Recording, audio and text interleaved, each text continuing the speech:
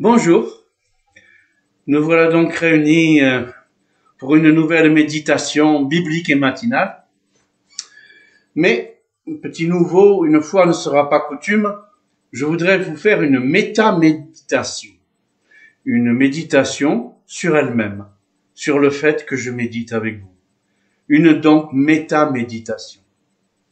Cette semaine, mon attention a été alertée par un jeune pasteur qui a organisé un groupe de jeunes pour les mettre en garde contre leurs réactions sur les réseaux sociaux.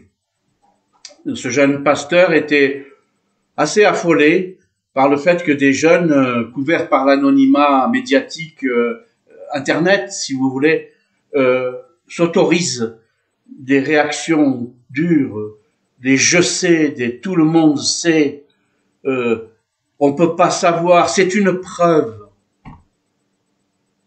Bref, un certain aplomb. Des jeunes qui se prennent pour des spécialistes, pour des sages. Tout ça dans une réaction à un phénomène sur le réseau social. J'ai évidemment cherché dans ma Bible à quel endroit il était ainsi parlé du fait que on tente un discours dans le but d'avoir raison ou le dernier mot et d'une certaine manière de s'imposer. C'est évidemment vers l'apôtre Paul que je me suis tourné.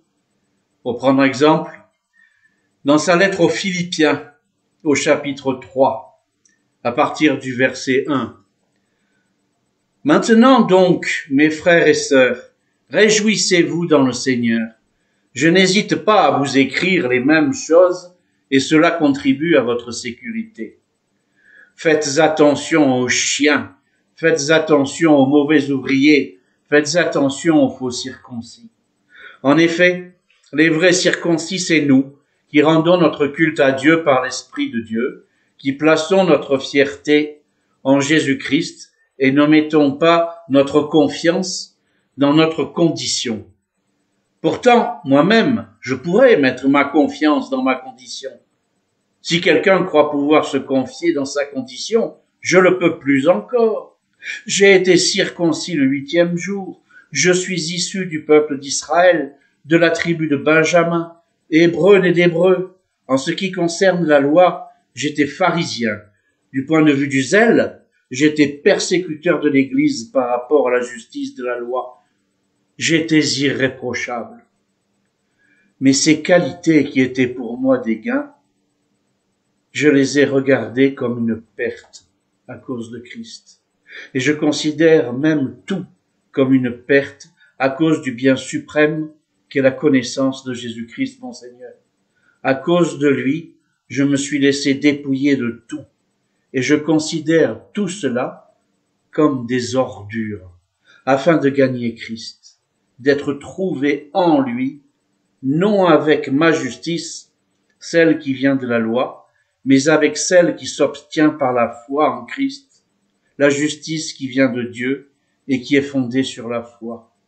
Ainsi, je connaîtrai Christ par la communion à ses souffrances et la communion à ses souffrances, en devenant conforme à lui dans sa mort, pour parvenir d'une manière ou d'une autre à la résurrection des morts.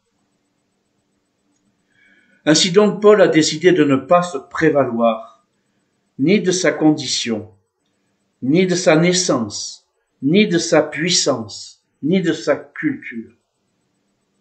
Il considère tout cela comme des ordures. Il ne veut pas avoir raison, il ne veut pas avoir le dernier mot, il n'impose pas. Et c'est ce que je voudrais tant dans les méditations que nous avons. Présenter des simples témoignages qui sont soumis à votre critique, à vos appréciations, dans le seul but de la connaissance de Christ par le Christ.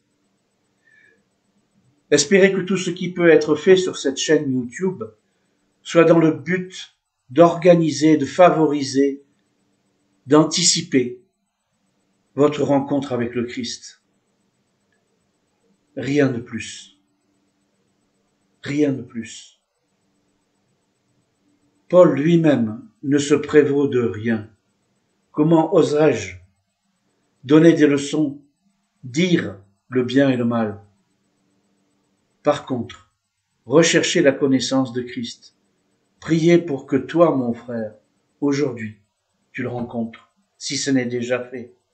Et que toi, mon frère, qui l'as rencontré, tous les jours, tu t'en approches un peu plus.